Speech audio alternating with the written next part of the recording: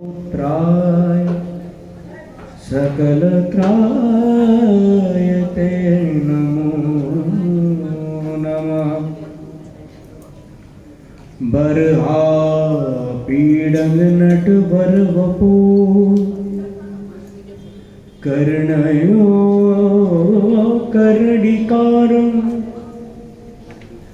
बिव्रतभाषकनखकपिशं वैजयन्तीं च मालम्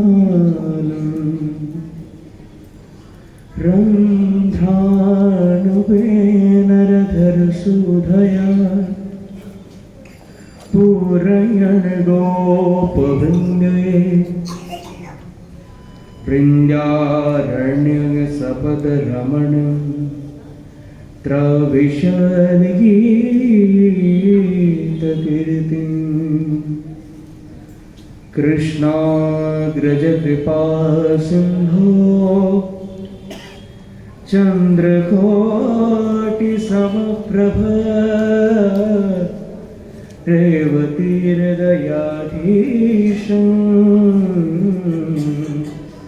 बलदेव नमोस्तुते। वाञ्छाकल्पतरुभ्यश्च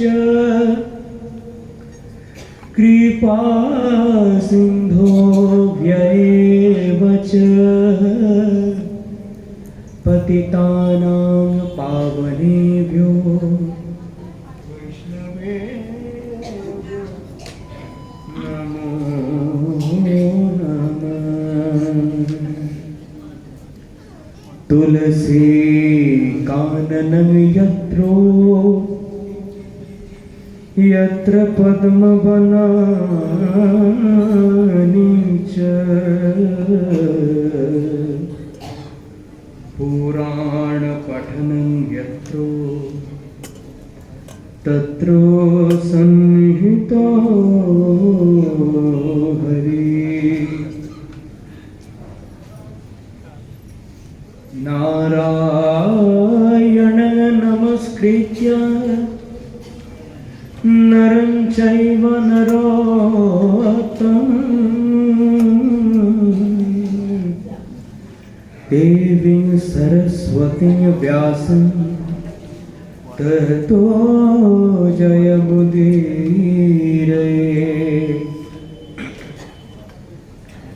या प्रव्रजन्त मनुपेतमुपेतकृत्यं वैपायन विरहता परोवापुहाता पुत्रेति तन्मयतया तर्वो विनेदो त्वां सर्वभूतहृदयं मुनिमानतोऽस्मि।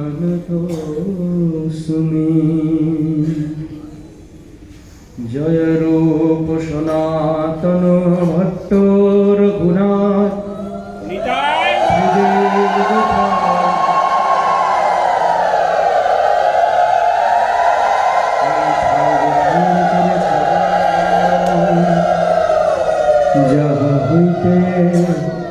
বিঘ্ন নাশায় হয় আমার ভীষ্ট পূরণ।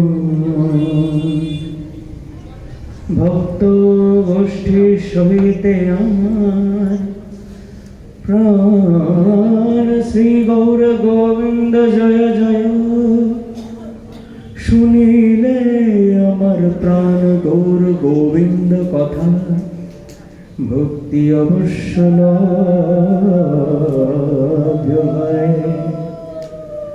শ্রূয়তাং শ্রূয়তাং নিত্যং জ্ঞাতাং জ্ঞাতাং মুদা চিন্ততাং চিন্ততাং ভক্তাং শ্রীমদ্ভাগবতামৃতम् श्रीमद्भागवतामृतं श्रूयताम्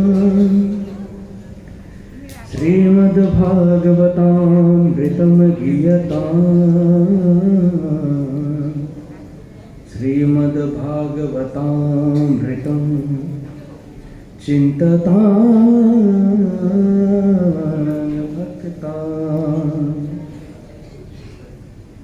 मधुरं मधुरमेतं मङ्गलं मङ्गलानां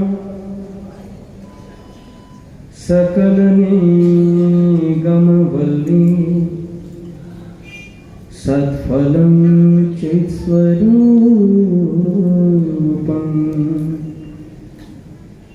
सकृदपि परिगितं श्रद्धया हेनया वा हे भृगुवरदरमात्रं तारय कृष्णनामम् हे भृगुवर कृष्णनाम नरमात्रमतारये हे भृगुवर कृष्णनाम नरमात्रमतारयेत् हे भृगुवर कृष्णनाम नरमात्रं तारये।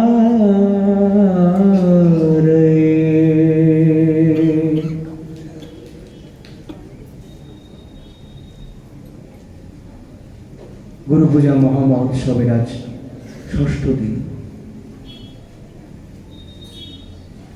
गतकालेर अतृप्ति मिटानोर जन्य तृप्ति साधनेर जन्य पुनराय आमरा आज समागत।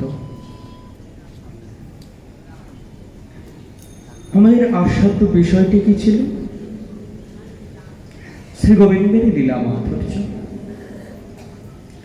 श्रवण स्मरणादि मात्रे जीव क्लेश मुक्त है, मनुष्य क्लेश मुक्त है, परमानंद लाभ करे। और गोविंद निजेर आविर्भावेर कारण व्यक्त करेছেন কিভাবে? परित्राणाय साधूनां विनाशाय च दुष्कृतम्।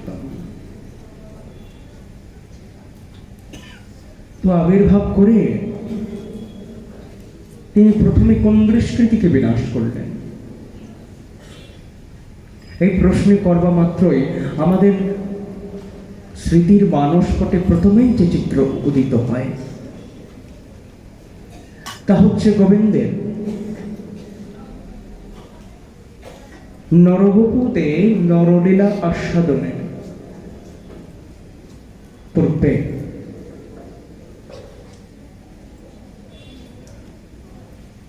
গোবিন্দকৃত প্রথম দুষ্কৃতি বিনাশ,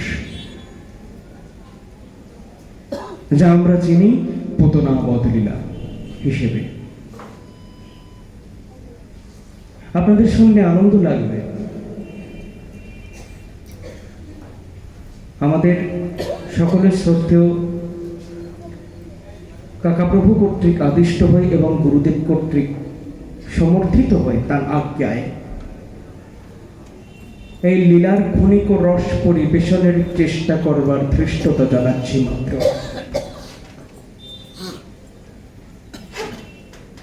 ধৃষ্টতা জানাচ্ছি কেন বললাম? শুধু গৌর ভক্তবৃন্দ, গোবিন্দ কে, গোবিন্দ কি আমরা কেউই কিন্তু জানি না, জেনে ওঠা সম্ভব নয়। সাহিত্য সম্রাট বঙ্কিমচন্দ্র তার কপালকুণ্ডলা উপন্যাসে এক ব্যক্তির মুখ দিয়ে বলাচ্ছেন, বলছেন, যা জগদীশ্বরের হাত তাহা পণ্ডিতে বলিতে পারে না, মূর্খে কি প্রকারে বলিবে। ভগবান যেটা চান বা যা করতে চলেছেন বা তিনি করবেন বলে মনে করেছেন, পণ্ডিতেও তা নির্ণয় করে করতে পারে না তিনি তা কখন করবেন, কি প্রকারে করবেন, কোন প্রকাশে করবেন, কোন স্বরূপে করবেন।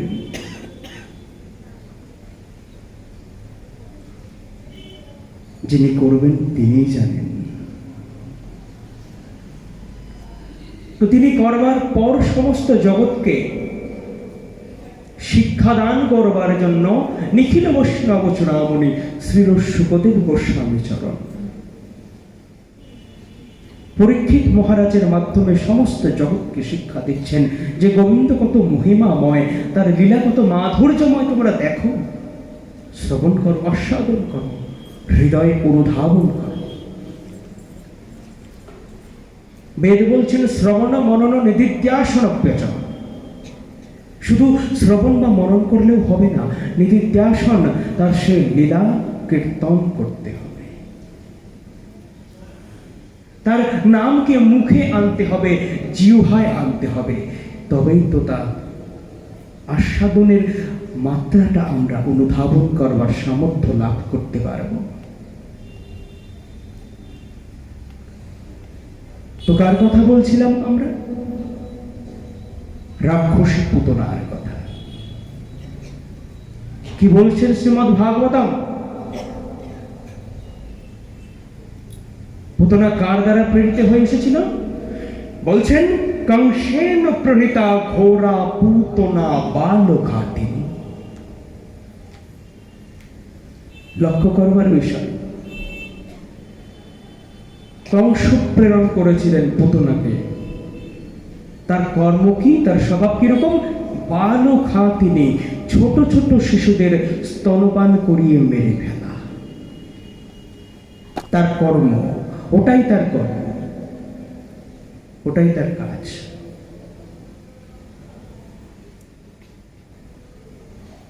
ব্যাপারটা বোঝা গেল না?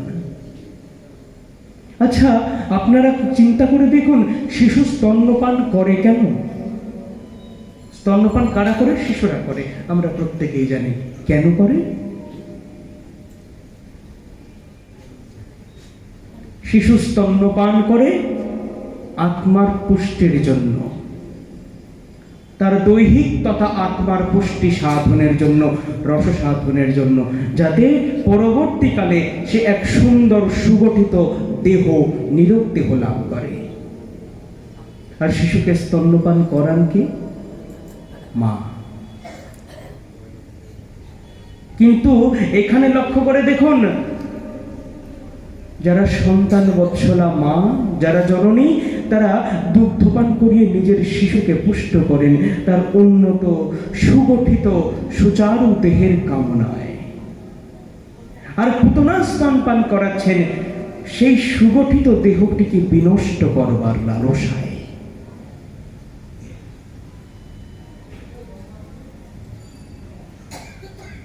আচ্ছা, সেটা তো সেই যুগে ছিল। আজকের যুগে, আজকের এই কলিহত জীবেদের দিকে তাকিয়ে যদি আমরা ক্ষণিক দৃষ্টি দিতে পারি, যদি আমরা ক্ষণিক চিন্তন করতে পারি, যদি একটু লক্ষ্য করতে পারি, তবে দেখতে পাবো এখনো বহু বহু বালঘাটিনী, শিশু ঘাতিনী পৃথিবীতে স্বেচ্ছায় বিচরণ করে বেড়াচ্ছেন। পুতনাকে বালঘাটিনী কেন বলা হলো? কারণ সে নিজের স্তন্যপান করিয়ে, অর্থাৎ নিজের অন্তরের বৃষ্টি শিশু দেখে সঞ্চারিত করে তাকে বিনষ্ট করত, মৃত্যুর মুখে ঠেলে দিত।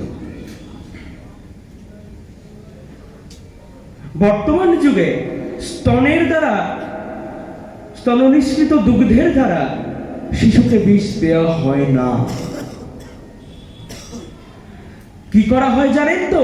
তার চিত্তটিকে, তার মস্তিষ্কটিকে, তার মানসিকতাটিকে বিষাক্ত করে দেওয়া হয় আজকে এই কলিযুগে। তার সৎ চিন্তা, সৎ ভাবনাকে সমূলে উৎপাটিত করে দেওয়া হয়, তার মানবতার মরণ ঘটিয়ে দেওয়া হয়। আর দুর্ভাগ্যবশত সেটা কারা করানো জানেন তো? সমাজের তথাকথিত পিতা মাতা। সন্তান বাৎসল্যের তাড়নায় তারা সন্তানের মধ্যেকার মানবতা বোধটিকে বিনষ্ট করে দিয়ে সন্তানকে নিজের ইচ্ছায় বড় করতে চেয়ে বিপদগামী করে তোলেন। কিরকম বিপদগামী, কিরকম মৃত্যু? শুধু শ্রোতৃমণ্ডলী, তারা সন্তানকে ভগবত বিমুখ করবার জন্য সাহায্য করেন, কেউ ভগবত পথে এগিয়ে দিতে চান না।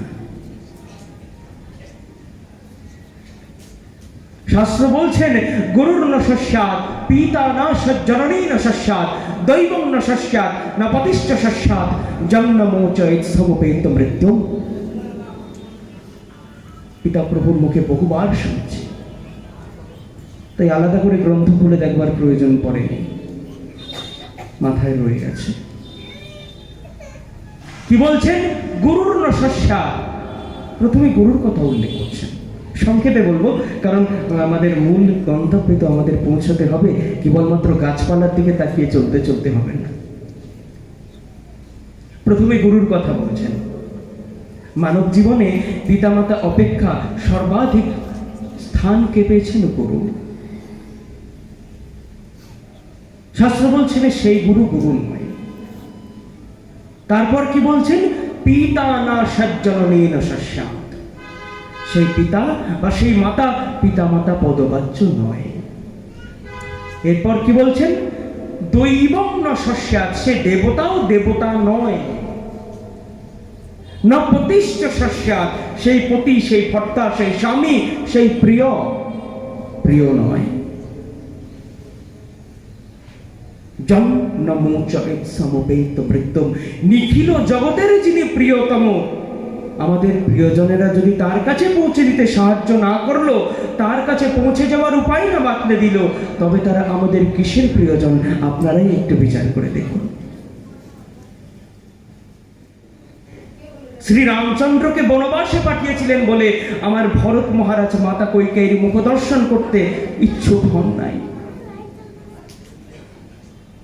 আমাদের প্রহ্লাদ মহারাজ পিতার আদেশে, পিতার দ্বারা নিপীড়িত হয়ে অত্যাচারিত হয় গোবিন্দ পদারবিন্দ ভজনা করতে ছাড়েন নাই। এরকম আর কত কত উদাহরণ আছে, তা বলে শেষ করা যাবে না।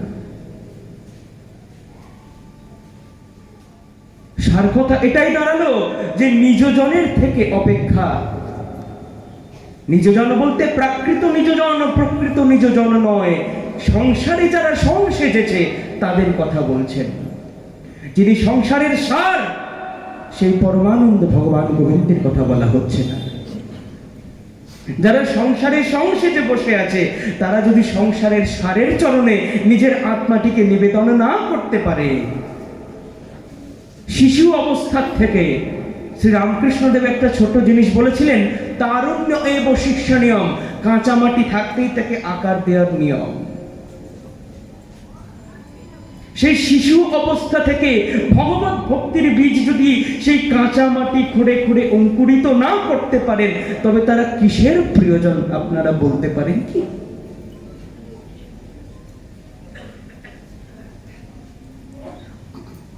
তো এইরূপ বালঘাতিনী পুতনা কোথায় এলো? কংসেন প্রহিতা গোড়া পুতনা বালঘাতিনী। যেই মাত্র কংস খবর পেয়েছে যে আমারে বধিবে যে গোকুলে বাড়িয়েছে, সে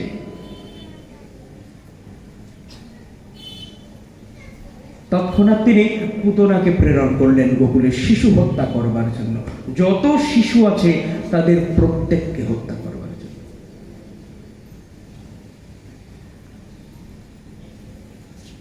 তা গিয়েছেন, গিয়ে পুতনা কি করলেন? নিজের ইচ্ছানুযায়ী একটা বেশ ধারণ করলেন। কারণ কি? শাস্ত্রে বলছেন যোষিতা মায়য়া আত্মেন প্রবিশাৎ কামচারিণী। তিনি গোকুলে প্রবেশ করেছেন কিভাবে? কামচারিণী, নিজের ইচ্ছায় নিজের রূপটিকে পরিবর্তন করেছেন। এক সুন্দরী রমণীর বেশে, যার দক্ষিণ হস্তে ধরা স্বর্ণপদ্ম, অতীব সুন্দরী, যা স্বর্গের অপ্সরাগণের সৌন্দর্যকে ম্লান করে দেয়। তারা ইন্দ্রাণী, বরুণাণী ইত্যাদি যত দেব পত্নী আছেন, তাদের সবার সৌন্দর্যকে একটি প্রতিযোগিতার মুখে ফেলে দেয়। এমন সৌন্দর্যের বেশ ধারণ করে তিনি গোবিন্দকে বধ করবার অভিপ্রায় গোকুলে প্রবেশ করলেন।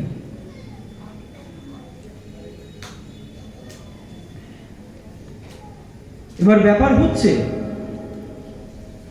তৎকালীন যুগে যারা যারা রাক্ষস, দৈত্য, অসুর আদি ছিল, তাদের মায়া শক্তিটি ছিল বড় প্রবল। তারা নিজের ইচ্ছায় রূপ পরিবর্তন করতে পারত। তারা ছদ্মবেশ ধারণ করতে বেশি ভালোবাসত। আর যারা সব থেকে কুৎসিত কর্ম করে তেমন সব থেকে সুন্দর বেশ ধারণ করতে পছন্দ করত। আমরা সকলেই জানি রাবণ রাজা দেবী সীতাকে অপহরণ করবার উদ্দেশ্যে কি বেশ ধারণ করেছিলেন? সাধুর বেশ।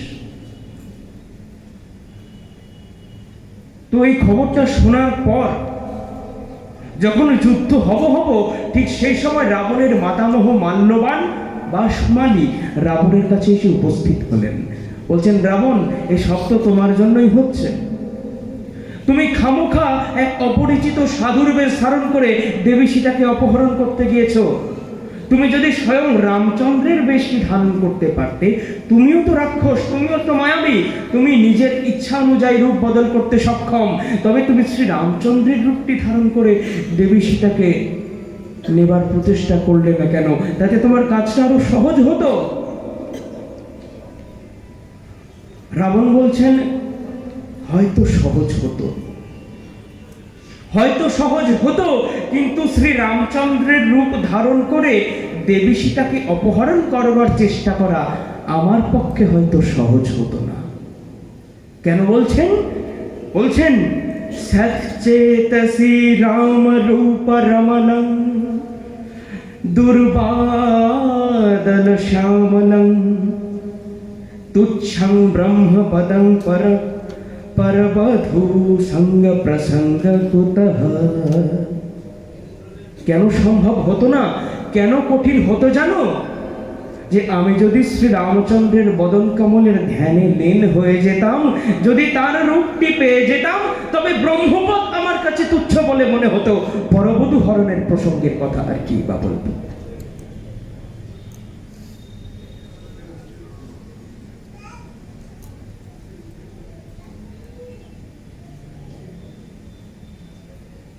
তো এইরকম অবস্থায় দেবী সীতার হরণের প্রচেষ্টাটা রাবণ ব্যর্থ বলে মনে করলেন শ্রীরামচন্দ্রের রূপ পরিগ্রহ করে।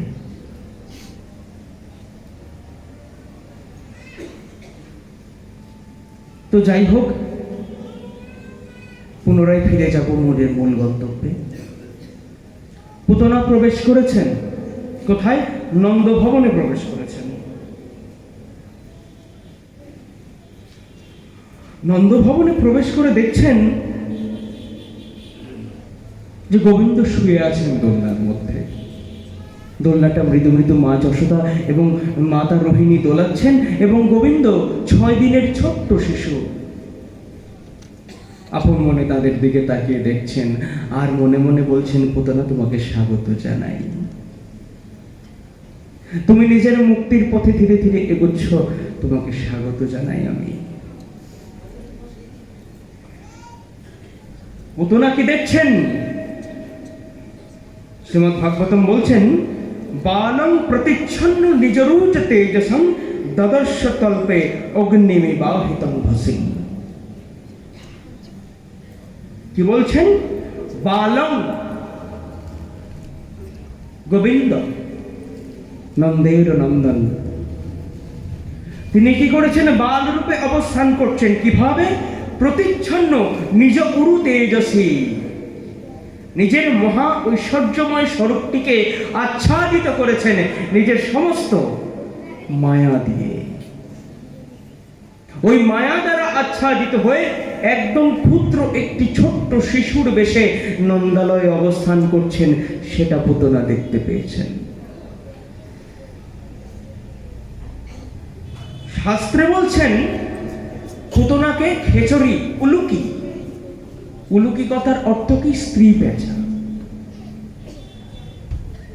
আর গতকাল আমরা কি আস্বাদন করেছি না? যে পেঁচা দিন কানা, সে দিনে দেখতে পায় না। কি?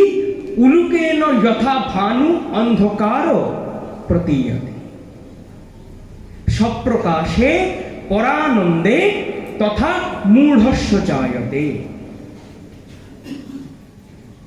মূর্খ ব্যক্তি কেন ভগবানকে দেখতে পায় না? কেন তার স্বরূপকে উপলব্ধি করতে পারে না?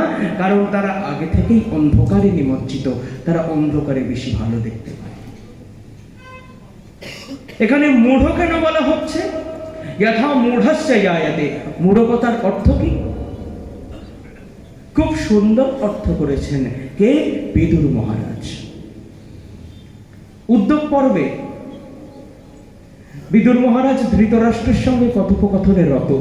ধৃতরাষ্ট্র নিজের দুঃখটি জ্ঞাপন করছেন যে যুদ্ধ হতে চলেছে, আমার সমস্ত বংশ নাশ হয়ে যাবে। বিদুর বলছেন তোমার কারণেই তো হলো, তুমিই তো মূঢ়। প্রকৃতপক্ষে মূঢ় কাকে বলে জানো? বলছেন কাময়ায়ান পরিত্যাতি অকাময়ান পরিত্যাজেত বলবন্তং চ যোদ্বেষ্টি তমাহুর মূঢ় চেতসাম। মূঢ় কে? মূঢ় জগতে অকামান কাময়তি যহ। যে জিনিস কখনো চাইতে নেই সেই জিনিস যারা চাইতে পছন্দ করে। কাময়ানান পরিত্যাজেত, জগতে সমস্ত আনন্দময় বিষয়, সুখময় বিষয়, যা গ্রহণীয়, যাহা হিতকর, তাদের প্রতি তাদের লক্ষ্য নেই। এবং বলবন্তং চ যোদ্বেষ্টি, যে সদা অপর বলবান ব্যক্তিকে ঘৃণা করে, দ্বেষ করে, তাদের সঙ্গে সর্বদা একটা প্রতিযোগিতায় নেমে যায়। জানে কি করে উঠতে পারবে না, তাও প্রতিযোগিতা করা চাই। শাস্ত্রে তাদেরকেই মূঢ় বলা হচ্ছে। এখানে পুতনা মূঢ় কেন? শুধু গৌর ভক্তবৃন্দ, সবাই জড়জাগতিক জীব যারা নিজের অন্তরের বৃষ্টি নিবারণ করবার জন্য সেই পরমামৃত ধামে গিয়ে নিজের অন্তরের গরল, অন্তরের বৃষ্টি বিনষ্ট করে। আর পুতনা এখানে কেন এসেছে? গোবিন্দকে বিষ দেওয়ার লালসায়। অকামান কাময়তি যাহা কাময়ানান পরিত্যাজেত। একই সঙ্গে একই ঘটনা ঘটছে। গোবিন্দকে বিষ দেওয়ার লালসায় এসেছে, নিজের অন্তরটি, নিজের বিষপাত্রটিকে সেই পরম অমৃতর মুখে দেবে বলে, অধরে দেবে বলে। আবার কি? বলবন্তং চ যোদ্বেষ্টি। গোবিন্দকে শাস্ত্র বলছেন অনুর অনিয়ান লঘুর লঘিয়ান গুরুর গরিয়ান শাহ। তিনি অনুর অনু, লঘুর লঘু, আবার গুরুর গুরু। তিনি দুর্বলেরও দুর্বল, আবার বলবানেরও বলবান। তিনি সকালে সবাই শুনবেন কি বলা হয়? দুর্বলেরও মহাবল। পুতনা তাকে দ্বেষ করছে, তার ক্ষতি করবার মানুষে এসেছে, তার হানি করবার মানুষে এসেছে, তবে সে মূঢ় হলো না।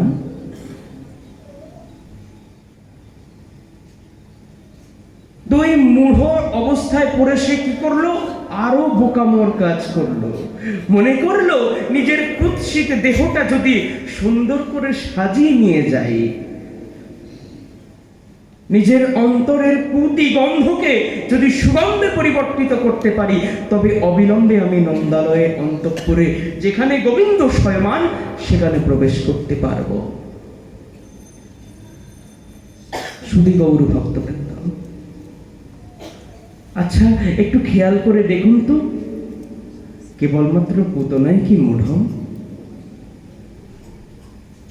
কেবলমাত্র পুতনাই কি নিজেকে সাজাতে ভালোবাসে? আমরা ভালোবাসি না? প্রত্যেকবার কোনো একটি জায়গায় যাওয়ার দরকার পড়লে স্বর্ণালঙ্কার নিজের সর্বাঙ্গে ঢেকে রাখি, সুগন্ধি আতর মাখি, সাবান মাখি, চুলে শ্যাম্পু মাখি, এত এত সুগন্ধ দ্রব্য, এত এত শৃঙ্গার দ্রব্য কিসের জন্য? সেই তো একটা সময়ে যে শরীরে আমরা সুগন্ধ দ্রব্য মাখছি, সেই শরীর দিয়ে পচা দুর্গন্ধ বেরোবে। আমার পিতা প্রভুর মুখ থেকে শোনা আরো একটা কথা বলে মনে পড়ে গেল। বলতেন, এ দেহ আপন জ্ঞানে ও তুমি যত্ন করো রাত্রি দিনে,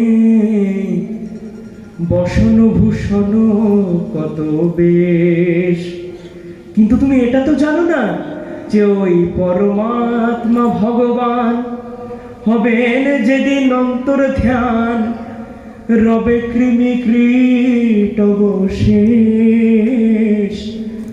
তোমার রবে কৃমি কীট অবশেষ। নিজেকে সুন্দর দেখানোর প্রচেষ্টা করি, নিজের প্রাকৃত জগৎ, প্রাকৃত দেহ বিনাশশীল, এতৎ সত্ত্বেও নিজেদেরকে অবিনাশী মনে করি। যখন যক্ষ যুধিষ্ঠিরকে প্রশ্ন করেছিলেন যে বলতো যুধিষ্ঠির, সব থেকে আশ্চর্যের বিষয় কি? যুধিষ্ঠির তখন যক্ষকে বলছেন, এই পৃথিবীতে, এই জগতে, এই ভূমিতে প্রত্যেক দিন প্রত্যেক জীবের মৃত্যু হয়, কিন্তু মানুষ মনে করে সে মরণশীল নয়, মানুষ মনে করে সে চির অমর। এটাই সব থেকে বেশি আশ্চর্য। আমরা মনে করি আমাদের অঢেল সময়, এই সময়ের কথা বলতে গিয়ে মনে পড়ে যায়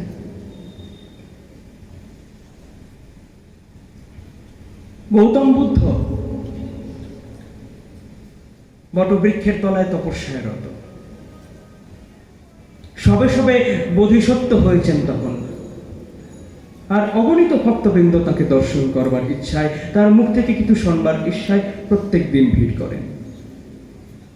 তো তেমনি এক ভক্ত, তেমনি এক জিজ্ঞাসু তাকে প্রশ্ন করলেন, আচ্ছা বুদ্ধদেব, এই জগতে সব থেকে সমস্যার বিষয় কি, সব থেকে দুঃখের বিষয় কি, সব থেকে সমস্যার প্রশ্ন কি বা চিন্তা কি?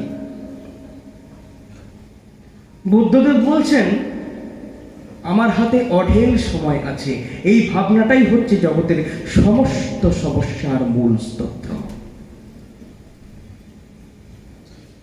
আমি চিরকাল বেঁচে থাকবো, আমি আরো দুদিন বেঁচে থাকবো, বা আরো 2 মিনিট, আরো 2 ঘন্টা, আরো 2 সেকেন্ড আমার শ্বাস প্রশ্বাস চলবে, এই ভাবনাটার হৃদয়ে রাখাই সব থেকে বড় বেশি হানি, সব থেকে বড় বেশি সমস্যার, সব থেকে বড় দুঃখের। আমরা এটা বুঝতে পারি না। কিভাবে সময় বয়ে যায়, সমুদ্রের বালি হাতের মুঠোর মধ্যে ধরলে ঠিক যেইভাবে আঙুলের ফাঁক দিয়ে বালি পড়ে যায়, আমাদের হাত থেকে সময় সেই রকম দ্রুত গতিতে বয়ে যায়, আমরা বুঝে উঠতে পারি না। এই যে দেখুন না, 26শে জানুয়ারি থেকে কি করে 1 ফেব্রুয়ারির দিকে আমরা হেঁটে হেঁটে হেঁটে হেঁটে এগিয়ে গেলাম, আমরা নিজেরা বুঝে উঠতে পারলাম কি? পারলাম না।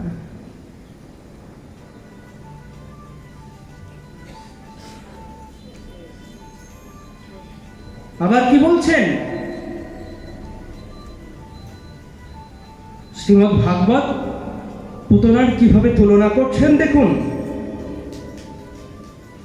বলছেন পুতনা খুব সুন্দর করে সেজে তো গিয়েছে বটে, কিন্তু তার মনে কি চলছে? মনে চলছে তীক্ষ্ণ চিত্তামতি বামচেষ্টিতাম ভিক্ষান্তরা কোশা পরিচ্ছাদ অসীবত। বলছেন কি, তীক্ষ্ণ চিত্ত, তার অন্তরটি তীক্ষ্ণ হয়ে গেছে, অর্থাৎ হিংসা, ক্রোধ, বিদ্বেষ তার অন্তরকে তীক্ষ্ণ করে ফেলেছে, তার চিত্তকে তীক্ষ্ণ করে ফেলেছে। সে কিরকম? কোশ পরিচ্ছদা অসীবত। দেখুন, একদিকে মহৈশ্বর্যময় পূর্ণ ভগবান, তিনি ঐশ্বর্যের অধিকারী, তিনি নিজের ঐশ্বর্যটিকে আচ্ছাদন করে রেখেছেন নিজের মাধুর্যের প্রকাশ করবেন বলে। আর পুতনা নিজের সমস্ত তীক্ষ্ণ চিন্তা, রুক্ষ চিন্তা, অসূয়াময়, হিংসাময়, দ্বেষময় চিন্তাটিকে কি করে রেখেছে? নিজের সুন্দর রূপ দ্বারা আচ্ছাদন করে রেখেছে। কিরকম? যেভাবে তরবারির খাপে তরবারি ঢোকানো থাকে, কোশ পরিচ্ছেদ অসীবত। তরবারির খাপ দেখে আমরা বুঝে উঠতে পারি না তার মধ্যে কি ধরনের তরবার লুকিয়ে আছে, তার মধ্যে ধার আছে বা ধার নেই, আমরা শুধুমাত্র খাপটা দেখি। কিন্তু ভগবানের দৃষ্টি তরবারির দিকে, তার দৃষ্টি খাপ দিকে নয়। অনেক জায়গায় দেখি যে লোকে খাপ দেখে তলোয়ারের বিচার করে। কবিরজি একটা খুব সুন্দর কথা বলেছেন। কি বলেছেন? জাত না পুছো সাধু কি, पूछ लिया करो ज्ञान, मोल करो तलवारों की, परा रहने दो म्यान। সাধু তার কখনো জাতির কথা জিজ্ঞাসা করো না, তিনি কোন জাতি তার কথা জিজ্ঞাসা করো না। তার একটাই পরিচয়, তিনি সাধু, তিনি কৃষ্ণের দাস, কৃষ্ণের চরণের স্থায়ী সেবক। তার কখনো জাতি হয় না। যদি হতো তাহলে আমার গৌর হরি কখনো এটা বলতেন না, কিবা ন্যাসী কিবা শূদ্র বিপ্র কেনে নয়, কৃষ্ণ তত্ত্ববেত্তা যেই সেই গুরু হয়। আবার কি বলছেন, মোল করো তরবারও কি পরা রহনে দো म्यान। আমাদের সম্মুখ সমর কতবার হয়েছে এই ভারতবর্ষে। মুঘল আমল থেকে শুরু হয়েছে, না তারও আগে গ্রিক সম্রাট আলেকজান্ডারের আমল থেকে যুদ্ধ শুরু হয়ে গিয়েছে ভারতে, বহিরাগত আক্রমণ থেকে রক্ষা পাওয়ার জন্য। তো সবাই কি খাপ নিয়ে যুদ্ধ করতে গিয়েছিল? তা তো নেয় নাই, তলোয়ার নিয়ে যুদ্ধ করতে গিয়েছিল। খাপ কত সুন্দর করে সাজানো, তার মধ্যে কাঠে খোদাই করে কত ফুল লতা পাতা আঁকা হয়েছে, তার মধ্যে কত বার্নিশের পেইন্ট করা হয়েছে, তার মধ্যে কমন ফেব্রিক কালারের রং দেওয়া হয়েছে। সেটা কারোর বিচার্য ছিল না, আজও থাকা উচিত নয়। সবাই অন্তর্নিহিত বস্তুটিকে সম্মান করেছেন, তাকে অবলম্বন করেছেন। আমরাও তো বাবা খাপের পিছনেই দৌড়ে মরি। গোবিন্দকে ভজনা করব, গোবিন্দের আরাধনা করব, তার পিছনেও আমরা বাহ্যিক আড়ম্বরকে বেশি প্রাধান্য দিই, বেশি গুরুত্ব দিই। যারা একটু একটু বইপত্র পড়েছেন তারা নিজেদেরকে মহাজ্ঞানী মনে করেন, এই আমার মতো জনেরা যারা রয়েছে। আর যারা অল্প পড়াশোনা জানে, যারা অল্প অল্প জানে, কিছু কিছু জানে, তাদেরকে তুচ্ছ তাচ্ছিল্য দৃষ্টিতে দেখেন। শাস্ত্র কি বলছেন? গোবিন্দের দৃষ্টি কিন্তু তেমন নয়। গোবিন্দ কি দেখেন? অন্তর দেখেন। কিরকম? মূর্খং বদতি বিষ্ণায় ধীরো বদতি বিষ্ণবে দ্বয়োরেব সমং পুণ্যং ভাবগ্রাহী জনার্দনা। সংস্কৃত ব্যাকরণ। শ্রী বিষ্ণুর মন্ত্র কি? শ্রী বিষ্ণবে নমঃ। প্রত্যেকে জানি আমরা। যারা যারা জানে না তারা তারা ভুল করে শ্রী বিষ্ণায় নমঃ বলে দেয়।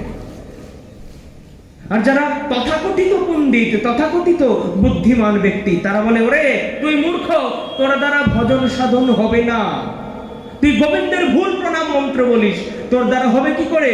গোবিন্দ হচ্ছেন শ্রী বিষ্ণবে নমঃ। গোবিন্দ বলছেন না, দ্বয়োরেব সমং পুণ্যং ভাবগ্রাহী জনার্দনম। এই প্রসঙ্গে আমার গৌর হরির একটি কথা মনে পড়ে যায়। যে সময়কার কথা, তখন আমার নদিয়া নগর, নদিয়া ছেড়ে চলে গিয়েছেন সন্ন্যাস নিয়ে, দক্ষিণ দেশে অবস্থান করছেন, কর্ণাটকের কোন এক গ্রামে। সেখানে তিনি কৃষ্ণ নাম প্রচার করে বেড়াচ্ছেন, সমস্ত জগৎকে হরিনামামৃত রসে ভাসিয়ে বেড়াচ্ছেন। এমনই এক ক্ষণে, এমনই এক অবস্থায় তিনি দেখতে পেলেন এক বিচিত্র দৃশ্য। দেখছেন এক গাছের তলায় বসে এক বিপ্র, এক ব্রাহ্মণ, তার সম্মুখে খোলা শ্রীমদ্ ভগবত গীতা, কিন্তু তিনি গীতা পাঠের ভুল উচ্চারণ করছেন এবং অঝরে কেঁদে বেড়াচ্ছেন, অঝরে অশ্রু বিসর্জন করছেন। আর তার পাশাপাশি অদূরে আরো যারা ব্রাহ্মণ ছিলেন, আরো যারা শাস্ত্র পুরাণ আদি পাঠ করছেন, তারা নিজের শাস্ত্র পুরাণ পাঠ বন্ধ করে দিয়ে সেই বিপ্রের সমালোচনা এবং উপহাস করতে শুরু করেছেন। তো গৌর হরি বলছেন, ওগো তোমরা অমন করে ওকে উপহাস করছো কেন? ও তো ঠিক কথাই বলেছে, ও তো সঠিকটাই জানে। বলে, কি সঠিক জানে? আপনি তা বিচার করে আসুন। আমরা শুনেছি আপনার কথা, আমরা শুনেছি আপনার নাম। আপনি যখন সঠিক এবং বেঠিকের বিচার করবার সামর্থ্য রাখেন, তবে তাকেই জিজ্ঞাসা করে আসুন যে সে ঠিক পড়ে না ভুল পড়ে। মহাপ্রভু তার কাছে গেলেন, বলছেন, ভাই তুমি কি পড়ছো তা কি তুমি জানো? সেই বিপ্র, সেই ব্রাহ্মণ কাঁদতে কাঁদতে বলছেন, একটি কথা বলবো প্রভু, আমি কিছুই জানি না, আমি কিছুই বুঝে উঠতে পারি না যে গীতায় কি লেখা আছে। আমি অক্ষর ঠিক মতো বুঝে উঠতে পারি না, অনুধাবন করতে পারি না, আমার জিহ্বার জড়তা প্রাপ্ত হয়ে যায়। কেন জানেন? যখনই আমি শ্রীমদ্ ভগবত গীতাটি খুলে বসি, আমি অক্ষর দেখতে পাই না, আমি পৃষ্ঠা দেখতে পাই না, আমি দেখতে পাই যে কুরুক্ষেত্র রণাঙ্গনে স্বয়ং ভগবান গোবিন্দ আমার অর্জুনকে উপদেশ করছেন সেই গীতার বাণী। গোবিন্দের সেই অমীয় মুখমণ্ডল দর্শনে আমার নয়ন দিয়ে ক্রমাগত অশ্রুবাণী নির্গত হয়। আমি তাকে দেখাবা মাত্র আমার জিহ্বাটিকে জড়তা প্রাপ্ত হয়ে যায়, আমি আর কিছু বলে উঠতে পারি না। গোবিন্দ বলছেন, তোমার মতো উত্তম গীতা পাঠক জগতে আর কোনোদিনও কোথাও হয়েছে বা হবে কিনা আমার জানা নেই।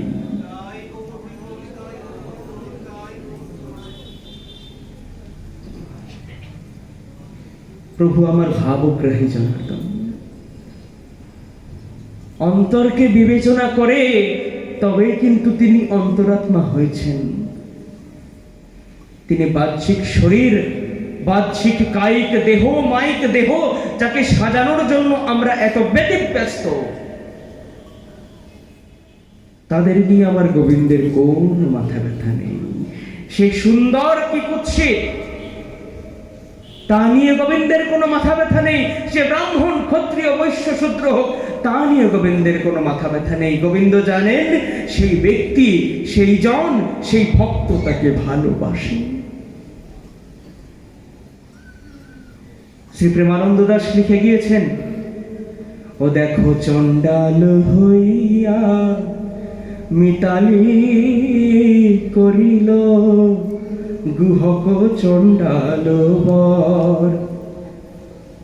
সে যে গুহক চণ্ডাল আর প্রভু প্রেমের কাঙাল, তাই মিতা বলে টেনে নিলেন।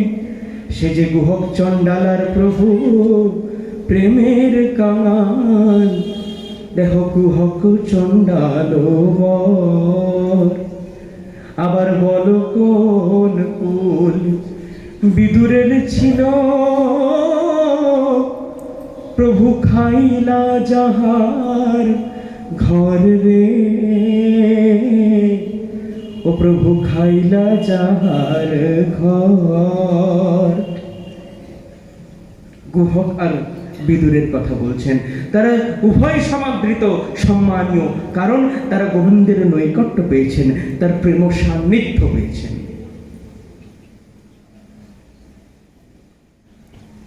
এখানেও কিন্তু আরেকজন কৃষ্ণ সান্নিধ্য পাচ্ছেন, তাকে পুতনা। তিনি কৃষ্ণ সান্নিধ্যে কেন এসেছেন? কৃষ্ণের বিনাশ করবার অভিপ্রায়। দেখুন, আমরা যারা যারা জড়জাগতিক জীব বা যারা বিশ্ব ব্রহ্মাণ্ডে সমস্ত চরাচরে অস্তিত্ববান, তাদের সঙ্গে গোবিন্দের দুই ধরনের সম্পর্কের কথা উল্লেখ করেছেন শাস্ত্র। দুই ধরনের সম্বন্ধ, একটা হচ্ছে বন্ধু ভাবাপন্ন, অপরটি হচ্ছে বৈরী ভাবাপন্ন। আর শাস্ত্র বলছেন এই দৈব এবং আসুর স্বভাব কিভাবে এসেছে? দৈবং বিষ্ণু ভক্তি প্রদম, আসুর তদ বিপর্যয়। যারা দৈব স্বভাব, যাদের স্বভাবটি ভালো, তারা কিরকম? শ্রী বিষ্ণুকে শ্রী গোবিন্দে ভক্তিমান, এবং যারা গোবিন্দে বৈরী স্বভাবাপন্ন, শত্রুতা প্রদর্শন করেন, শত্রুর সমন্বয়, তারা হচ্ছেন আসুর স্বভাবাপন্ন। তফাৎটা কোথায়? দুজনেই তো সম্বন্ধ করছেন, দুজনেই গোবিন্দ চিন্তন করছেন, দুজনেই গোবিন্দের নাম উচ্চারণ করছেন, দুজনেই গোবিন্দর কাছে আসতে চাইছেন। একজন গোবিন্দ চরণে আত্মনিবেদন করবার জন্য, আর আরেকজন নিজের আত্মার কুচিন্তার দ্বারা প্রেরিত হয়ে গোবিন্দর প্রতি বৈরী ভাবাপন্ন হয়েছেন, শত্রুতা ভাবাপন্ন হয়েছেন, তার ক্ষতি করবার লালসায় ছুটে ছুটে যাচ্ছেন। আরেকটা কথা, পুতনা কি করছেন? গোবিন্দকে বিষ প্রদান করবার জন্য এসেছেন। আমাদের সাথে পুতনার একটি ছোট্ট সাদৃশ্য রয়েছে। কিরকম? পুতনা নিজের অন্তরের বিষটিকে গোবিন্দে সমর্পণ করতে এসেছেন, কিন্তু আমরাও মূর্খের মতো কাজ করে কি করি? গোবিন্দের কাছে বিষয় বিষ রূপ অকাঙ্ক্ষিত বিষয়টি চেয়ে বসি। আমরা কি চাই? গোবিন্দের কাছে বিষ চাই। কি বিষ? বিষয়ের বিষ। স্বয়ং গোবিন্দ কথাটি উল্লেখ করছেন, কৃষ্ণ কহে আমা ভজে মাগে বিষয় সুখ, অমৃত ছাড়ি বিষ মাগে সেই বড় মূর্খ। আমি বিজ্ঞ, সেই মূর্খে বিষয় কেন দিব? তবে কি দেবে ঠাকুর? ওরে আমি কি দেব জানিস? সচরণামৃত দিয়া বিষয় ভোলাইব। গোবিন্দের প্রতিজ্ঞা যে আমার কাছে বিষ চাইতে আসবে আমি তাকে বিষ দেব না, কারণ সে মূঢ়। আমি জানি তার হিত অহিত কিসে, কারণ সে আমাকে নিজের পিতা মাতা বন্ধু বলে মনে করে। কৃষ্ণম পরম দৈবতম কেন? কারণ তারই একমাত্র ক্ষমতা আছে জীবকে অমৃত করবার। তাই বলা হয় শ্রীনন্ত বিশ্বে অমৃতস্য পুত্রা। অমৃতের পুত্র মানুষ তোমরা শোনো। তোমরা যদি গতি পেতে চাও, তোমরা যদি অমর হতে চাও, তবে সেই পরম ধামের ধ্যান করো, সেই পরম ধামের লীলা মাধুর্য শ্রবণ মনন করো, কীর্তন করো, কারণ এই অপেক্ষা তোমাদের আর কোনো গতি কোথাও উল্লেখ করা নেই।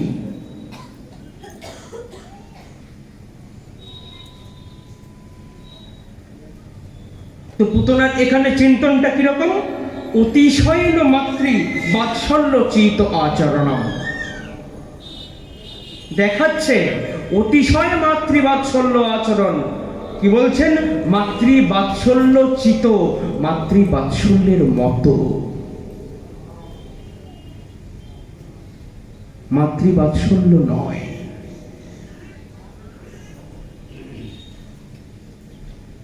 গোবিন্দকে সেও মনে করছে একটি বালক, কিন্তু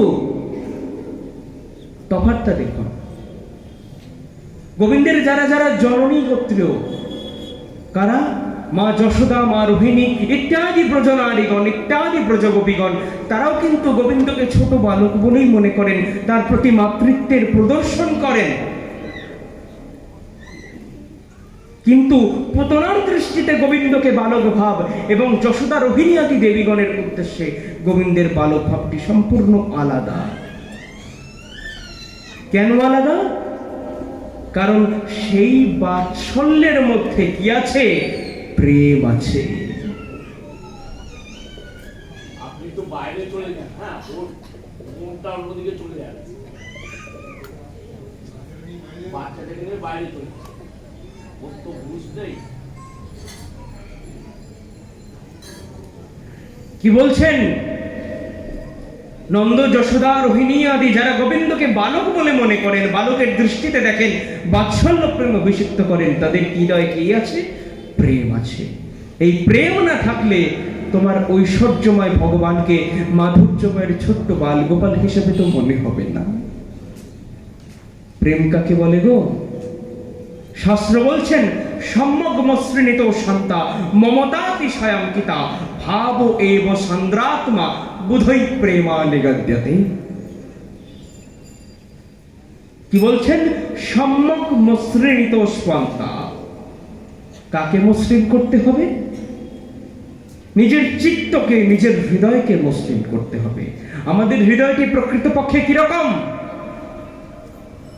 সুধীশ্বরী মণ্ডলী, গোবিন্দকে তুলনা করা হচ্ছে একটি ভৃঙ্গ, একটি ভ্রমর হিসেবে, ভ্রমরের সাথে তুলনা করেছেন। এবং আমাদের যে দোদুল্যমান চিত্ত, আমাদের যে অসমতল চিত্ত, তাকে কি রূপে কল্পনা করা হয়েছে জানেন তো? কমল হিসেবে। ভৃঙ্গের কাজ কি, ভ্রমরের কাজ কি? কমল থেকে, পদ্মফুল থেকে মধু সংগ্রহ করে আনা।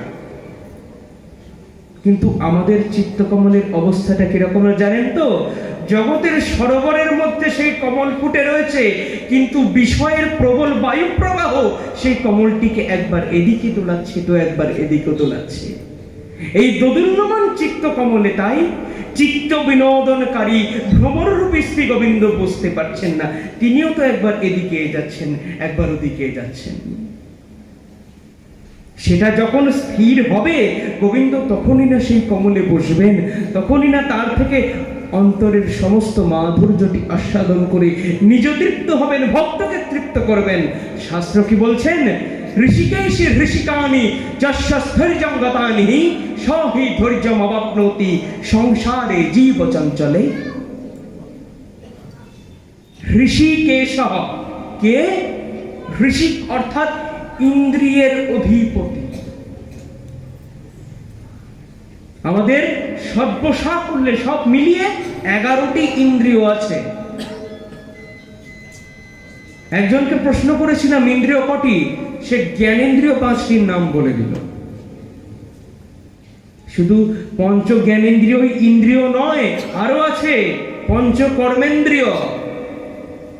পঞ্চ জ্ঞানেন্দ্রিয়র নাম আপনারা জানেন, তাই আলাদা করে বলছি না। পঞ্চ কর্মেন্দ্রিয় কি কি? বাক, পাণি, পাদ, পায়ু, উপস্থ, এই 5টি হলো কর্মেন্দ্রিয়। আর অতিরিন্দ্রিয়, সেটা হচ্ছে অন্তর, মন, হৃদয়, যার মধ্যে আমরা গোবিন্দকে বসাবো বলে বাকি 10 ইন্দ্রিয় দ্বারা কেবলমাত্র গোবিন্দের প্রীতির উদ্দেশ্যে তার সেবা করে থাকি। আত্মেন্দ্রিয় প্রীতিবাঞ্ছা তারে কহি কাম, কৃষ্ণেন্দ্রিয় প্রীতিবাঞ্ছা ধরে প্রেম নাম। এই যে তোমার ইন্দ্রিয়, সেটা তো তারই দেওয়া, তবে তার দেওয়া জিনিসকে তুমি তার কাজেই যদি না লাগালে, তবে সে তোমার সেই ইন্দ্রিয় কোন কাজে লাগবে বলো দেখি?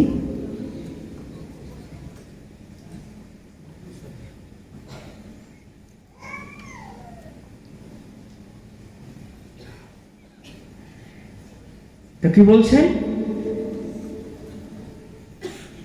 প্রেম। কার উদ্দেশ্যে প্রেম? গোবিন্দের উদ্দেশ্যে প্রেম, কৃষ্ণের উদ্দেশ্যে প্রেম।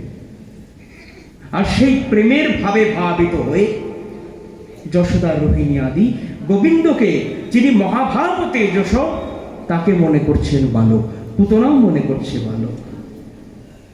দুয়ের মধ্যে তফাৎটা কি আমরা সেটা বুঝলাম। এবার তফাৎ তো না হয় বোঝা গেল, কিন্তু বাকিটা হবে কি করে? বলছেন আসছে। কেন বুঝতে পারলেন না সেটাও তো জানা দরকার। বলছেন যোগীর ভ্রী দৃশ্যতে ভক্ত্যা, না ভক্ত্যা দৃশ্যতে ক্বচিৎ। গোবিন্দকে, তার স্বরূপ কি কারা দেখতে পায়? যোগীর ভ্রী দৃশ্যতে ভক্ত্যা, যারা তার ভক্ত, যারা তার নিত্য পার্ষদ, তারা বুঝতে পারে গোবিন্দ কি। আর যারা অভক্ত, তারা কোনোদিনও বুঝে উঠতে পারবেন না। যার জন্য শাস্ত্র বলছেন নৈশস্তর্কেণ মতিস্পরায়ণা।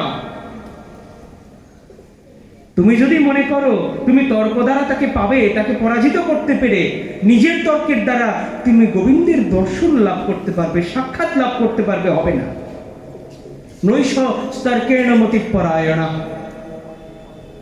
আরো বলছেন নয়মাত্মা প্রবচনেন লভ্য ন মেধয়া ন বহুনা শ্রুতেন। তুমি নিজের বিদ্যা, নিজের বুদ্ধি, নিজের তর্ক, নিজের দৃষ্টি দিয়েও তাকে তুমি পেতে পারবে না। কতক্ষণ পর্যন্ত? যমে বৈশে বৃণুতে তেন লভস্তস্যৈষ বিবৃণুতে তনুং স্বাম। নিজের তনু তিনি নিজের ইচ্ছা হলেই তবে তোমার কাছে প্রকট করবেন।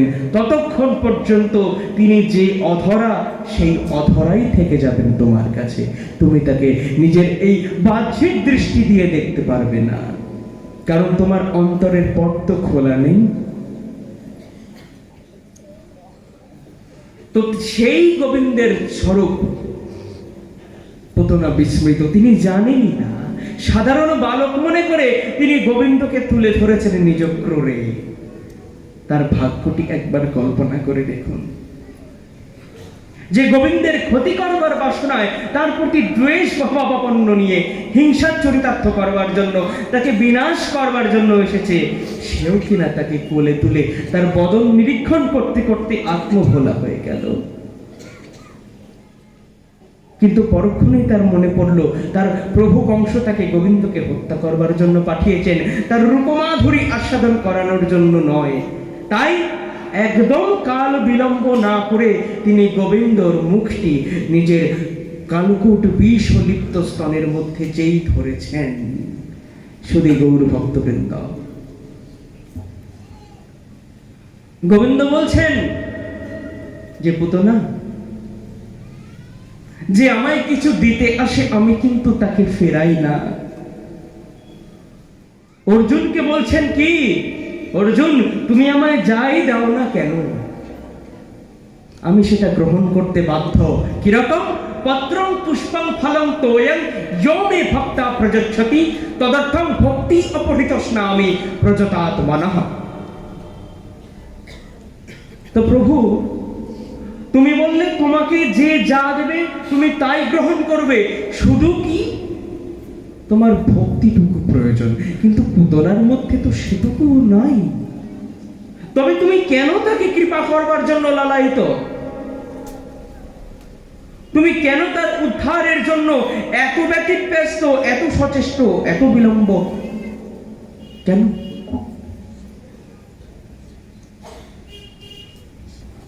গোবিন্দ বলছেন, দেখো রে, সে আমায় এসেছে হত্যা করানোর জন্য, কিন্তু কিভাবে হত্যা করাবে? স্তন্যপান করিয়ে হত্যা করাবে। আর এই জগতে স্তন্যপান করানোর অধিকার কার আছে? পাঠের আগেই বললাম কাদের?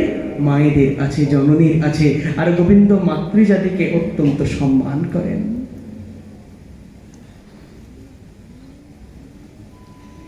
তো মাতৃবাৎসল্য না থাকা সত্ত্বেও যখন মাতৃবাৎসল্য চিত আচরণ করেছেন, কিরকম? অনেকটা অজামিলের নারায়ণ বলার মতো। তিনি নারায়ণকে এটা জানতেন না, নারায়ণ বলার প্রয়োজনীয়তা পর্যন্ত অনুভব করেন নাই। অন্তিম কালে যমদূতদের নিজের দরজায় দোরগোড়ায় দাঁড়িয়ে থাকতে দেখে সর্বাধিক প্রিয় পুত্র নারায়ণকে ডেকেছেন, কিন্তু সেই ডাক চলে গেছে কোথায়? নিখিল জগতের সর্বাধিক প্রিয়জন শ্রীমন নারায়ণের কর্ণে। তাই তার স্থান বিষ্ণু লোকে হলো। তো আমার পুতনাও মাতৃবৎ আচরণ করেন নাই, মাতৃবাৎসল্য চিত আচরণ করেছেন, মায়ের মতো আচরণ করেছেন। গোবিন্দের কৃপা এইভাবেই তিনি পেয়ে গিয়েছেন। অন্য কোনো কারণ, অন্য কোনো অজুহাত, অন্য কোনো পরিশ্রম তাকে করতে হয় নাই।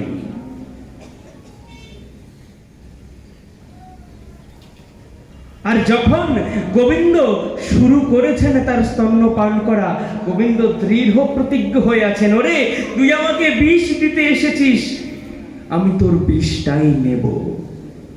শুধু বিষ নয়, তোর আরো একটি গুরুত্বপূর্ণ জিনিস নিয়ে আমি তোকে কৃপা করব। সেটা কি? তোর প্রাণ। কি বলছেন? বলছেন গার্হংকরাভ্যাং ভগবান প্রপীড্যয়াৎ প্রাণই সমং রোষ সমন্বিত অপিবৎ। দেখো কাণ্ড। গোবিন্দ শ্রীবিষ্ণু শ্রীমন নারায়ণ কে গো? সত্যগুণের অধিপতি। তার মনে তো কখনো ক্রোধ আসে না। তবে এই অবস্থায় 6 দিনের শিশুর কিবা এমন ক্রোধ এলো যার জন্য তিনি প্রাণই সমং রোষ সমন্বিত অপিবৎ, নিজের প্রাণটে কি পুতনার তিনি পান করে নিচ্ছেন। কিভাবে? রোষ সমন্বিত, ক্রুদ্ধ হয়ে। শুধু শ্রোতৃ মণ্ডলী, গতকাল আমরা পিতামাতার উপর সামান্য একটু আলোচনা করেছিলাম। এত মায়েরা রয়েছেন, এত বাবারা রয়েছেন, তাদেরই কোনো এক সন্তানকে যদি আপনি অকারণে আঘাত করেন, মা বাবা কি তাকে এমনি এমনি আপনাকে ছেড়ে দেবে? সে ক্রুদ্ধ হবেন না, রুষ্ট হবেন না? পুতনা শুরু কোথা থেকে করেছিল? গোবিন্দের সন্তানদের প্রাণ হরণ করবার প্রচেষ্টায় দিকে দিকে শিশু হত্যা করে বেড়াচ্ছিল বাল ঘাতিনী পুতনা। গোবিন্দ বলেছেন, পুতনা, আমি জানি তুই পুত নয়া, অর্থাৎ তুই পবিত্র না, কিন্তু তাও আমি আজকে তোকে পূত করব, পবিত্র করব, কারণ এটাই আমার দৃঢ় প্রতিজ্ঞা যে আমি কাউকে খালি হাতে ফেরাই না। আর যেই মাত্র প্রাণ শোষণ করতে শুরু করেছেন, পুতনা চিৎকার করে উঠলেন, সাবুন চমুন চালবিতি প্রভাসিনী, ছেড়ে দে, ছেড়ে দে বলে চিৎকার করে উঠেছেন পুতনা। গোবিন্দ আরো জোরে চেপে ধরেছেন, মনে মনে বলছেন, পুতনা রে, আমি সহজে কাউকে ধরি না, আর যাকে একবার ধরি তাকে সহজে তো দূর, অসহজেও ছাড়ি না। যাকে একবার আমি ধরি তাকে অসহজেও ছাড়ি না। তুই কি করে কল্পনা করলি তুই ছাড় বললেই আমি তোকে ছেড়ে দেব? কেউ তো আমাকে ধরতে চায় না রে, সবাই আমাকে দূরে দূরে রাখতে চায়। আর তুই কি করলি?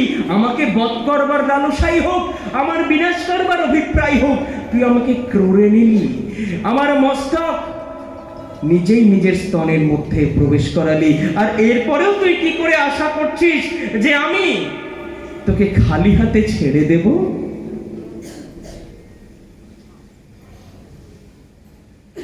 এখানে শ্লোকের অন্যায় করছেন।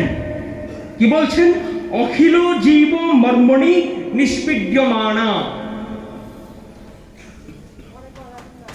যিনি নিখিল জীব জগতের হৃদয় অবস্থান করেন, সমস্ত জড় জগতের আশ্রয়, নরের আশ্রয় নারায়ণ, তিনি কি করছেন? নিষ্পীড্যমানা, পুতনাকে পীড়ন করছেন, পীড়া দিচ্ছেন। আমরা গোবিন্দকে জিজ্ঞাসা করলাম, গোবিন্দ এ তোমার কেমন কৃপা? লোকে কৃপা করে কিভাবে? অনুগ্রহ করে, ভালোবেসে, কাছে ডেকে আদর করে।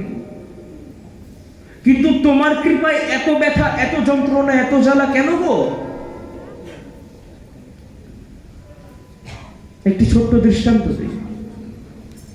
এটিও আমার প্রভুপাদের মুখ থেকে শোনা, শুধু ভক্তমন্ডলী, গঙ্গা চলে গঙ্গা পূজা হচ্ছে, এটিও আমার প্রভুপাদের মুখ থেকে শোনা। সেই 2011 সালে কোনো একটা জায়গায় শুনেছিলাম। কি বলছেন? যে মাতা, সন্তান বৎসলা মাতা, হঠাৎ দেখছেন তার পুত্র মেঝেতে শুয়ে ছটফট ছটফট করছে, যন্ত্রণায় চিৎকার করছে, মা, মা গো, মাঝে মাঝে কেঁদে উঠছে। কাছে গিয়ে দেখলেন তার সন্তানের অঙ্গে একটি বিস্ফোটক রয়েছে, বিরাট বড় ফোঁড়া হয়ে গিয়েছে। মা দেখলেন এই ফোঁড়াতে আমার সন্তান কষ্ট পাচ্ছে, তাকে এই ফোঁড়া থেকে নিষ্কৃতি দেওয়া আবশ্যক। তিনি কি করলেন? সন্তানের হাত দুটি ধরে সেই ফোঁড়ায় বেশি জোরে জোরে চাপ দিতে লাগলেন, তাতে কি যেন হয়, ফোঁড়াটা যাতে ফেটে যায়। এতে কি হচ্ছে? সন্তানের কি আরাম হচ্ছে? সন্তানের আরাম হচ্ছে না, সন্তান আরো জোরে চিৎকার করছেন, কিন্তু তাও মায়ের হাত ছেড়ে যাচ্ছেন না। কেন? কারণ তিনি বিশ্বাস করছেন যে মা তাকে এই আপাত যন্ত্রণা দিচ্ছেন যন্ত্রণা থেকে নিষ্কৃতি দেবার উদ্দেশ্যে। পুতনার হৃদয়ের সমস্ত বিষ, স্তন্য কোথায় থাকে গো? মর্মস্থানে হৃদয়। সেই হৃদয়ের সমস্ত বিশ্বাস গোবিন্দ নিজের মধ্যে সঞ্চারিত করে নিচ্ছেন, যত পাচ্ছেন তত। এখন সেই সময় অবাধ্য সন্তানকে যেরকম মাতা বা পিতা তাড়ন করেন, ধর্ষণ করেন, ওরে তুই এক ভাই হয়ে অপর ভাইকে ক্ষতি করবার চিন্তা করিস কি করে? তুইও আমার সন্তান, আর তুই যাদেরকে মেরেছিস তারাও আমার সন্তান, তাই এই অবাধ্যতার শাস্তি তো তাকে পেতে হবে। তাই কি করছেন? পুতনার সঙ্গে পুতনার প্রাণটিও তিনি নিজের মধ্যে নিয়ে নিচ্ছেন। এইরকম করতে করতে করতে করতে তাও দেখুন, গোবিন্দ যিনি ধরে রেখেছেন, পুতনা তাকে ছাড়াতে পারছেন না। কেন? শুধু ছাড়াতে পারছেন না তাই নয়, বলছেন বিবৃত নেত্রে চরণ ভুজুর মোহ, তার চোখ কেঁপে যাচ্ছে, তিনি মুহুর্মুহু নিজের হাত এবং চরণ মাটির মধ্যে রগড়াচ্ছেন, কিন্তু প্রসন্ন গাতা বিপতি রুরুদ বৈষ্ণব দর্শনিকার আমার প্রভুপাদ শ্রীল জীব গোস্বামীপাদ কি অন্যায় করছেন যে রুরদ উচ্চৈ স্বরর্দন আত্মমাদাং চকার হ হর্ষে। হ কথার উল্লেখ কেন করছেন? হর্ষে। ওরে, এইবার আমি গোবিন্দ চরণারবিন্দে চিরকালের জন্য স্থান পাবো। আমার অন্তরের সমস্ত বিষ সেই অমৃতময়ের স্পর্শে অমৃত হয়ে যাচ্ছে, আর আমার প্রাণ সেই অমৃতময়ের চরণে গিয়ে পতিত হবে। এই জন্য তার হর্ষ। আর যন্ত্রণা কেন? তার পূর্বকৃতের কথা চিন্তান করে, তার হৃদয়ের সমস্ত বিষ, সেই বিষ তাকে কতটা পীড়া দিয়েছে তার কথা চিন্তান করে তার রোরুদন। ঠিক যেই রকম মাতার কি হয়, সন্তান প্রসবের সময় যন্ত্রণা হয়, কিন্তু অন্তরে থাকে পরিতৃপ্তি, কারণ তার ভেতর থেকে আরো একটি প্রাণ পৃথিবীর আলো দেখতে পাবেন। তাই শত কষ্ট সহ্য করবার পরেও সন্তানকে তিনি জন্ম দিয়ে তার মুখের হাসিটি দেখতে পেয়ে অন্তরে তৃপ্তি অনুভব করেন। তাই পুতনা শত কষ্ট সহ্য করেও, শত যোজন মুখে বেদন করে আর্তনাদ করে, পরবর্তীকালে তার হর্ষ কেন? সে গোবিন্দ পদারবিন্দে স্থান পাবে। বল নন্দনন্দন ভগবান শ্রী গোবিন্দ কি।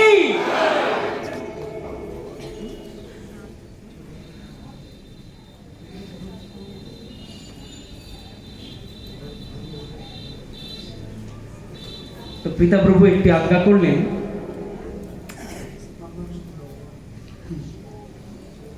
যে এই যে নন্দনন্দনের আমরা জয়ধ্বনি দিলাম, তার লীলাকথা শ্রবণ করে আমরা আহ্লাদিত হলাম, আশ্বস্ত হলাম, আমাদের হৃদয়ের সমস্ত জ্বালা জুড়লো, তাকে আমরা কিভাবে ভজনা করব? বলছেন, ভজহু রে মন শ্রীনন্দে নন্দন অভয় চরণারবিন্দ রে। ভজহু রে মন শ্রীনন্দে নন্দন অভয় চরণারবিন্দ রে। দুর্লভ মানব জন্ম সৎসঙ্গে। আমাদের এই মানব জন্ম কিন্তু এত সহজে পাওয়া হয়নি। কিভাবে পেয়েছি? জন্ম সৎসঙ্গে। দুর্লভ মানব জন্ম সৎসঙ্গে, तरह ए भव सिंधु रे, तरह ए भव सिंधु रे। भजहु रे मन श्रीनंदे नंदन अभय चरणारविंद रे।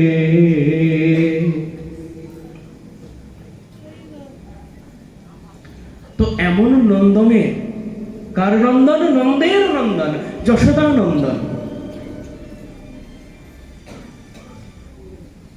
তার এমন লীলা, এমন মাধুর্য, এমন ঐশ্বর্য আস্বাদন করবার পর, তার এমন বিবিধ ক্রিয়া থেকে বিস্মিত হওয়ার পর, তার মায়ায় বিমোহিত সমস্ত জগৎকে তার প্রতি আকৃষ্ট করবার জন্য তুই ব্রজাঙ্গনা নিজেদের মধ্যে কথা বলছেন। কি বলছেন? কবি নজরুল খুব সুন্দর লিখেছেন। বলছেন, ওরে গোবিন্দকে দেখলাম জানিস তো, তবে আমার মনে একটা দুশ্চিন্তা আছে, একটা সন্দেহ আছে, একটা চিন্তা আছে। ওরে আমি কি দেখলাম জানিস? কি শুনেছি জানিস? ও সখী শুনেছি সে বড় কালো, জালে কেমনে সে তো আলো, মায়া ভুলাইতে মায়া বিষে নাকি করে সে মায়ার ছল। সখী সখী সে হরি কেমন বল, নাম শুনে যার এত প্রেম জাগে, চোখে আনে এত জল, সখী সে হরি কেমন বল। সখী সে হরি কেমন বল, বলবেন, তবে কে বলবেন? আমি না, বলবেন শ্রীল গুরুদেব। কবে? আবার আগামীকাল আপনাদের সবার সম্মুখে সখীরা নিজেদের দৃষ্টিতে হরিকে কেমন ভাবে দেখেছে তা পুনরায় আপনাদের আস্বাদন করে পরম আনন্দের স্বাদ দান করবার জন্য। আজকে আপনারা কৃপা করে একটু উচ্চে সুক্ত তেতোমুখ করে নিন, কালকে আপনারা পেট ভরে মিষ্টি মুখ করে যাবেন। জয় নিতাই, জয় গৌর, জয় জয় শ্রী বলদেব চন্দ্র। আগামীকালের অনুষ্ঠান সূচি। আগামীকাল 19শে মাঘ, ইংরেজি 2রা ফেব্রুয়ারি বুধবার, ভোর 4টে থেকে 6টা নিশান্ত লীলা পরিবেশন করবেন শ্রী শঙ্কর চক্রবর্তী। সকাল 6টা থেকে 8টা মঙ্গল আরত্রিক, নাম মহিমা, গুরু মহিমা, প্রভাতী নগর সংকীর্তন এবং ভক্তি গ্রন্থ পারায়ণ। 8টা হইতে পারায়ণকারী সমস্ত ব্রাহ্মণ এবং বৈষ্ণবদের দান এবং শ্রীমদ্ ভাগবতের আরত্রিক। 9টা থেকে 10টা গুরু বন্দনা এবং প্রার্থনা কীর্তন। 10টা থেকে একটা কীর্তন পরিবেশন করে শোনাবেন আমার আদরের দাদা, আমার প্রভুপাদের বড় প্রিয় সন্তান শ্রী সুরজিৎ বসু।